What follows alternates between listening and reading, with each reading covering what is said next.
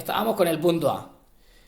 ¿Cómo serían las precipitaciones en el punto A que hemos dicho que es de clima oceánico? Espero ya que ya lo hayáis respondido en vuestra cabeza. Y ya os digo que la familia os mire así con cara de locos, como que esta gente ya... bueno, vamos a acabar todos así, como sigamos así. Pero como que esta gente ya incluso ya habla hasta con el ordenador. Pues básicamente el punto A sería el de clima oceánico o atlántico. Y sus precipitaciones serían, espero que ya lo hayáis contestado ahí en vuestras cabezas o gritándolo ahí por la ventana, por el balcón. Sí, precipitaciones abundantes y regulares, superiores, si os acordáis, a los 800 litros por metro cuadrado, o 800 milímetros, y también que caían de forma suave, lo que era muy importante sobre todo para la ganadería y para algunas de las actividades económicas que se daban en esa zona. Las temperaturas también hay que nombrarlas. A ser puntos cercanos al mar, acordaros que la amplitud térmica era escasa, temperaturas suaves, y se podrían hablar de los veranos y los inviernos.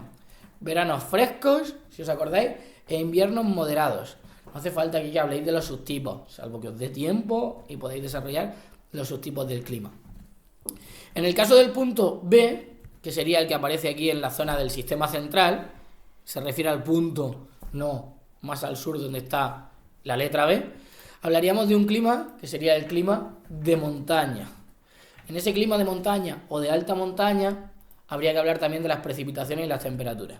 Precipitaciones muy abundantes y regulares. Acordaros, en las zonas a más de 1000 metros precipitaba más de 1000 litros por metro cuadrado.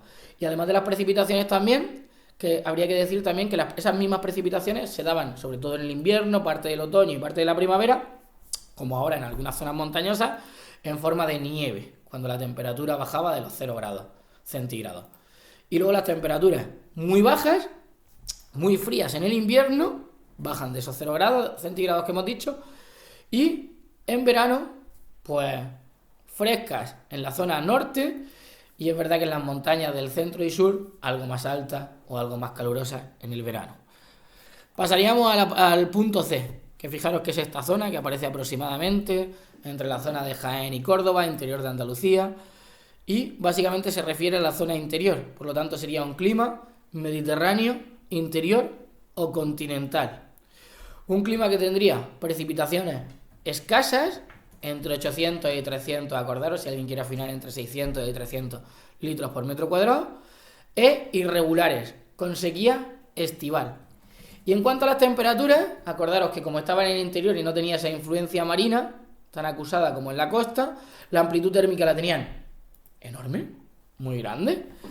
Y luego también las temperaturas eran extremas, por esa amplitud térmica tan grande, con veranos muy calurosos e inviernos moderados. Aquí incluso se le podría decir que corresponde más concretamente al Mediterráneo de interior, que se encontraba en la zona del interior de Andalucía y parte de Extremadura. No al de la submeseta sur y no al de la submeseta norte.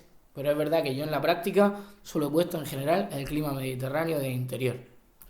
Esos veranos muy calurosos y esos inviernos moderados, que no eran tan fríos como los que se daban en la zona de la submeseta sur, ni mucho menos los veranos frescos, ¿vale? Perdón, los inviernos muy fríos que se darían en la zona de la submeseta norte. Y nos quedarían ahí por ver los dos últimos puntos que señala el mapa, que serían el punto D y el punto E. El punto D, que correspondería pues básicamente a nuestra zona, a la zona de Almería, y podemos decir que está situado ahí, sería un clima mediterráneo seco, árido o subdesértico, semiárido subdesértico, en el que nos encontraríamos con precipitaciones muy escasas e irregulares. Menores, acordaros de, en este caso ya no de 800 ni de 600, sino de 300 litros por metro cuadrado. Y habría que decirle también las temperaturas, que es verdad que en esa zona más o menos donde está el punto serían los veranos calurosos y los inviernos muy suaves. Prácticamente no existe invierno térmico. Y la amplitud térmica es verdad que ahí media, aunque en las zonas más al interior era una amplitud bastante más elevada. Y luego nos quedaría el último punto, que sería el del archipiélago canario, que aparece señalado ahí, que es el E, Que es verdad que aparece en el archipiélago canario, aunque ahí se han columpiado un poquillo y lo han marcado ahí en una zona también montañosa. O sea que ahí podría corresponder a un clima de montaña.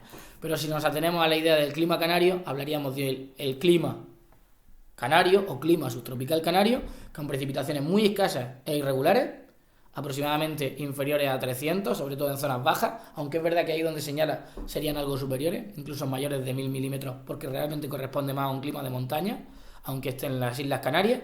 Y eso sí, las temperaturas, acordaros la pequeña amplitud térmica por la gran influencia del mar en las islas, menor a 8 grados, con veranos calurosos e inviernos prácticamente inexistentes desde el punto de vista de la temperatura. Hablamos de inviernos muy suaves.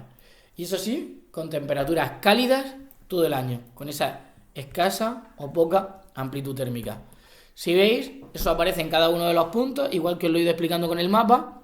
Estaría el punto A, que sería el oceánico, el punto B, que sería el de montaña, el punto C, el Mediterráneo interior o continental,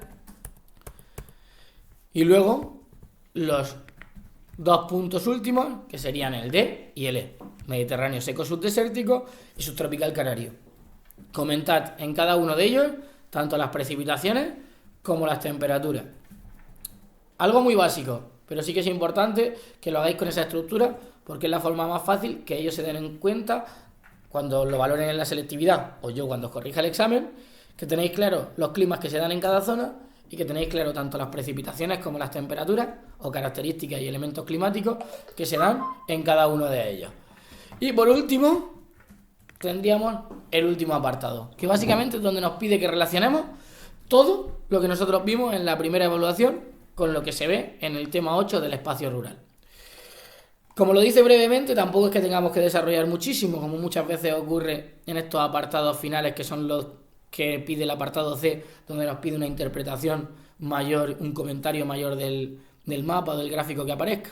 Pero básicamente lo que nos están pidiendo aquí es explique brevemente los factores físicos, acordaros que son los factores que nosotros vimos en la primera evaluación, incluso concreta clima, relieve, litología, se podría añadir alguno más como la vegetación, etcétera, que influyen en cada uno de los dominios agrarios representados en el mapa. El nombre del dominio agrario ya lo habíamos puesto dónde está, habíamos puesto el clima, y básicamente es que le nombremos el tipo de clima, el tipo de relieve y el tipo de roca que se da en cada una de las zonas, hablando concretamente con cada uno de los apartados que va pidiendo en el caso de los 6 tipos de dominios agrarios que vemos ahí.